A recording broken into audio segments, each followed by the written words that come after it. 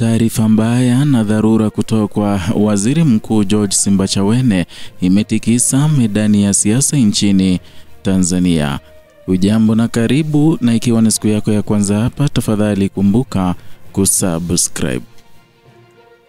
Muda mfupi kabla ya saa ya kilio kipya cha kiraia kupangwa kuutikisa mji, serikali imejiweka tayari kwa kile kinachoonekana kama operesheni ya usalama wa kiwango kikubwa zaidi ya ile iliyoshuhudiwa tarehe 29 Oktoba, siku ambayo iliacha kumbukumbu ya miili iliyolala barabarani na sauti za risasi zilizotawala anga. Safari hii mamlaka zimetoa tahadhari inayofanana na tangazo la mapambano ya kijeshi, zikijenga hoja kwamba maandamano yaliyopangwa kufanyika Disemba 9 hayana mwonekano wa kudai haki ya kiraia, bali yana sura ya mapinduzi dhidi ya utawala. Kauli hii imewekwa hadharani na Waziri wa Mambo ya Ndani George Simbachawene, ambaye amesisitiza kwamba maandamano hayo si halali kisheria na hayataruhusiwa kufanyika, na pengine kusema kwamba ni mapinduzi ambayo yatafanyika inamaanisha kwamba polisi watatumia nguvu kuzidi kiasi ili kutetea utawala wa Samia Suluhu. Ujumbe huu umetolewa hadharani kwa msisitizo wa kuzuia umma kushiriki tukio hilo, huku serikali ikijenga taswira mapambano kama mchakato wa kuvuruga amani na kuhatarisha maisha ya wananchi pamoja na mali zao. Hoja hiyo imejengwa juu ya msingi wa kisheria unaotaka maandamano yoyote kuwasilishwa mapema kwa mamlaka husika, kueleza malengo, ratiba na hatua za kuepusha madhara. Na kwa mujibu wa Waziri Simbachawene, masharti haya ya kutimizwa na matokeo yake serikali imeamua kuyatangaza maandamano kuwa haramu.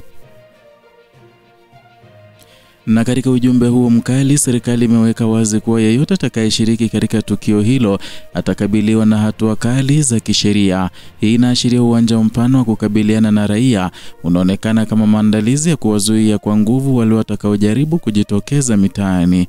Kauli hizo hazikubebwa kama maelekezo mepesi ya kiutawala, bali kama tangazo la mwisho kabla ya operesheni ya dola inayoweza kuhusisha mabavu na wanamgambo wa usalama. Na katika mazingira hayo, serikali imesisitiza kuwa vyombo vya ulinzi na usalama vimejipanga kikamilifu kuhakikisha kwamba hakuna vurugu zitakazoibuka na kwamba wale watakaothubutu kuvunja sheria watakumbana na mkono wa sheria bila ubaguzi.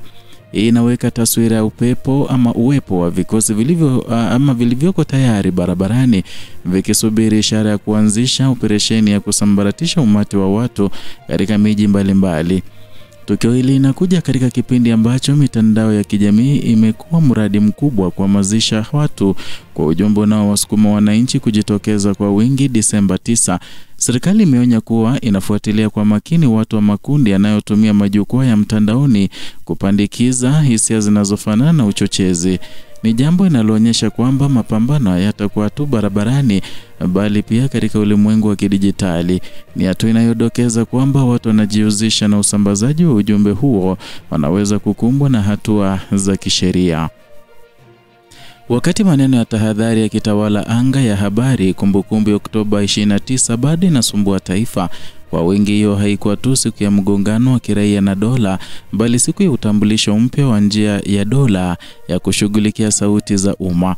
Ilikuwa ni siku ya mapambano ya mabomu ya machozi, ya buti zilizojaa vumbi na miili iliyokosa nafasi ya kukimbia. Kumbukumbu hiyo ndiyo chanzo cha hofu kwa Disemba 9. Inaweza kuwa tukio lenye madhara makubwa zaidi ikiwa hoja ya serikali inaendelea kuibua taswira ya uasi badala ya madai ya kiraia. Katika hoja yake, Waziri George Simbachawene amepanua wigo wa maelezo ya kisheria, akiwakabidhi wananchi wajibu wa kuendeleza amani kwa kujitokeza mitaani. Kauli hii imejengwa juu ya msingi kwamba Tanzania imejengwa katika msingi wa utulivu na kwamba kila mwananchi ana jukumu la kuilinda.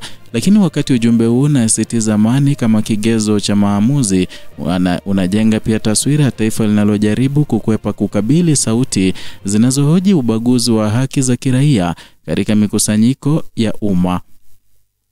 Na katika muktadha wa jamii yenye njaa ya mazungumzo na ya mustakabali, jamii hiyo imekuwa ikitumia mtandao ama mitandao ya kijamii kama uwanja wa kuonyesha kutoridhika, na hata hivyo serikali imeanza kutafsiri uwanja huo kama chanzo cha vurugo. Kwa mantiki hii, hatua ya kufuatilia ujumbe ni sehemu ya mkakati wa kuziba mianya ya sauti zinazoweza kuhamasisha umma kuandamana. Hoja ya kuwa maandamano ni jaribio la kuangusha serikali kama ilivyotolewa na Simbachawene inajenga msingi wa ukali wa operesheni ya usalama, kwa sababu ikiwa maandamano yanabeba sura ya uasi, basi nguvu ya dola inaweza kujengwa kwa misingi ya kujilinda dhidi ya adui wa kitaifa, si kulinda haki ya raia. Ni hoja inayoweka msingi wa operesheni ya kijeshi dhidi ya umati usio na silaha, na kwa kiwango fulani inafanya iwe rahisi kuibeba sheria. Na vilevile kwa lugha ambao ni nyepesi zaidi, Simbachawene ametoa amri kwa walinzi ama jeshi la polisi kutumia nguvu kupiga risasi, kwa maana wale watakaoandamana si wanatetea haki zao za raia, wanataka kupindua serikali. Na katika nchi nyingi, historia inaonyesha kwamba mkakati wa serikali wa kuieleza maandamano kama kosa hatari, si tu kosa la taratibu, hujenga mazingira ya kutumia nguvu bila kusita. Hicho ndicho kiini cha hofu ya wengi, kwamba kauli ya Simbachawene inatumika kama rejea ya kimamlaka inayoweka msingi wa kupiga risasi zaidi, kunyanyasa zaidi na kukamata kwa wingi zaidi kuliko ilivyokuwa Oktoba 29. Na hoja hii inapanua mjadala wa kisiasa kutoka hoja ya kisheria kwenda kwenye hoja ya maadili ya dola. Na katika taswira ya vita ya kisaikolojia kabla ya mapambano, serikali imeeleza msimamo kwamba yeyote atakayeshiriki maandamano atakabiliwa na mkono wa sheria bila upendeleo. Ni tamko linaloashiria kukamatwa kwa wanasiasa, wanaharakati au raia wa kawaida bila kujali hadhi yao. Na katika mazingira ya mgongano wa kisiasa, kauli hiyo ni tangazo la uwezekano wa kukumbwa na jamii ama kwa jamii nzima na harakati za nidhamu ya dola. Na huku haya yakitokea, wananchi wametakiwa kuendelea na shughuli zao za kila siku kama njia ya kudumisha utulivu.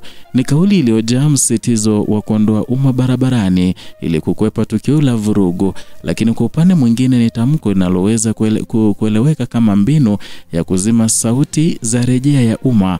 Na kabla hoja hiyo, serikali imeonekana kuamini kwamba utulivu ni ukimya wa raia.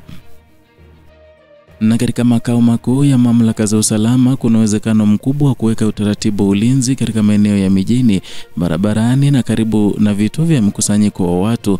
Hii inatengeneza mazingira ya siku yenye mvutano mkubwa kati ya wito wa kujitokeza na amri ya kukaa nyumbani. Mvutano unazaa taswira ya taifa inalotembea katika ukingo wa mgongano mkubwa ambao unaweza kuacha alama iliyozidi za awali. Kwa miaka mingi, Tanzania imekuwa ikijengwa kama taifa linaloongozwa kwa kudumisha amani bila mapambano ya ndani. Taswira hii imekuwa yakini ya kimataifa na kitambulisho cha kisiasa. Na hata hivyo, katika kipindi cha hivi karibuni, mvutano wa kisiasa umeanza kudhihirika katika mikusanyiko ya majukwaa ya maoni. Hali imezua mjadala wa namna ambavyo taifa hili linaweza kuendelea kulinda utulivu wake bila kukandamiza haki za kiraia. Ndio hayo tuliokuandalia kutoka hapa Kenyascope, channel yako pendwa ambayo inakuletea taarifa hizi pamoja na zingine kwa kina. Zidi kuungana nasi kwa taarifa kama hizi na uchambuzi zaidi. Na vile endelea kutusupport kwa kusubscribe, kulike na kushare video zetu ili tuweze kuwafikia wote ambao hawajajua kwamba tushaweka video kama hii.